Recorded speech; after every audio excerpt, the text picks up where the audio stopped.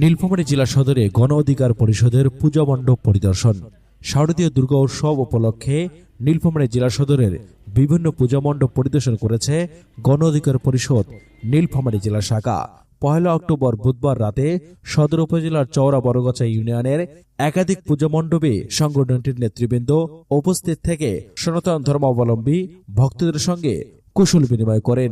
এ সময় উপস্থিত ছিলেন গণ অধিকার পরিষদের নীলফামারী জেলা শাখার ভারপ্রাপ্ত সাধারণ সম্পাদক সাজিদুর রহমান লেহানি, জেলা অর্থ সম্পাদক মুস্তাকিম বিল্লাহ, সদর উপজেলা শাখার সভাপতি মনিরুজ্জামান মনির সহ ইউনিয়ন ও উপজেলা পর্যায়ের বিভিন্ন নেতৃবৃন্দ।